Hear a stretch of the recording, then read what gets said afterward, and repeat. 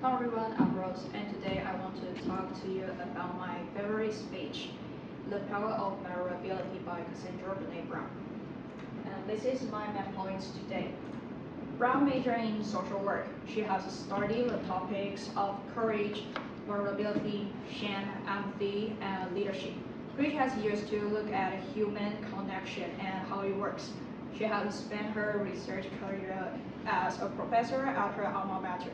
She is also a clinical social worker, academic, public speaker. Okay, first of all, the reason why I choose this speech is because I can emphasize with what it feels like living with vulnerability. I don't mean that I'm a vulnerable person. I mean, there are many friends around me who need help in life, like their family relationships, studies, or love situation. So when do you get vulnerable? For example, find your goals and she tells you 37 things that you do really awesome and one opportunity for growth. And all you can think about is that opportunity for growth, right? I find humans are peculiar. Like Brown said, when we talk about love, they tell you about heartbreak. When you ask people about belonging, they will tell you their most excruciating experiences of being included. And when you ask people about connection, the stories they told you were about disconnection. And so Brown put back out of the research and she thought she needed to figure out what this is. Finally, it turned out to be shame and fear. Then, what underpins this shame? This not good enough feeling is vulnerability.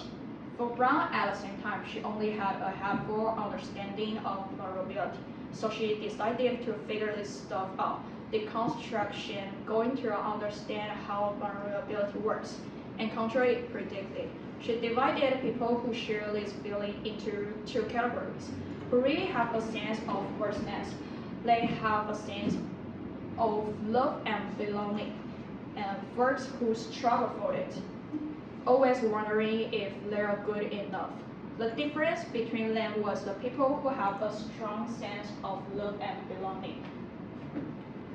They believe they're worthy.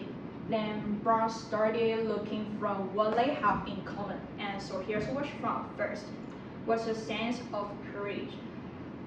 Courage to be imperfect, and they had the compassion to be kind to themselves first and then to others. And they had connection. The last thing they had in common was they embraced vulnerability. They believed that made them beautiful. They didn't talk about vulnerability being comfortable, nor did they really talk about it being excruciating. They just talk about it necessary.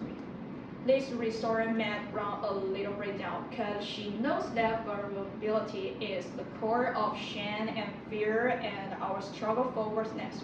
But it appears that it's also the birthplace of joy, of creativity, of belonging, of love. Her mission to control and predict had turned out the answer that the way to live is with vulnerability. She went back into her research and tried to understand what choices they were making and what we are doing with vulnerability. And it was what she found. How would you define vulnerability? Waiting for an interview, respond, being turned down, asking someone out, getting laid off, laying off people.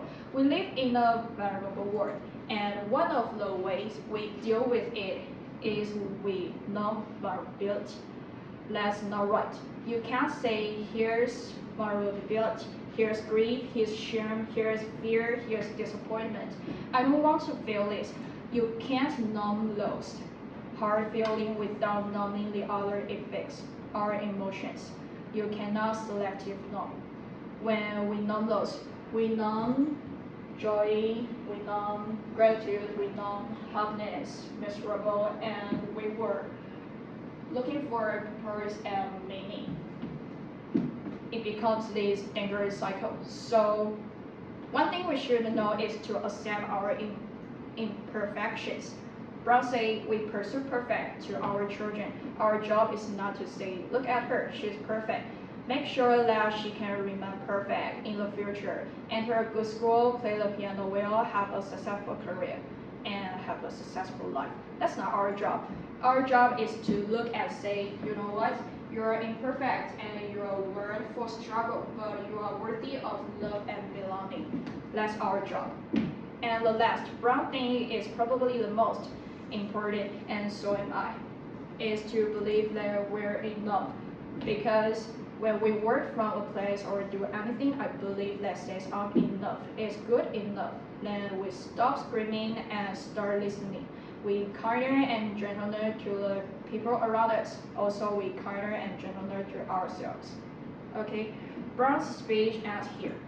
And in my opinion, I have friends who are also struggling with vulnerability. And maybe you are the one. They are frustrated, lack confidence, and are unsure of their ability to get what they want. And before I heard this speech, I was thinking the same things like Brown at the beginning. I wanted to push back vulnerability, but now I'm like, just let them live with us together. This idea may connect to my very part of the speech. Brown said, to let ourselves be seen, deeply seen, vulnerably seen, to love with our whole heart, even though there's no guarantee. I would say it might be a little difficult, but just feel all the emotions that come with vulnerability. Because feel that means you are alive and devote yourself wholeheartedly to your passion. That's enough. This is what I learned and want to tell you guys about this speech. Thanks for listening.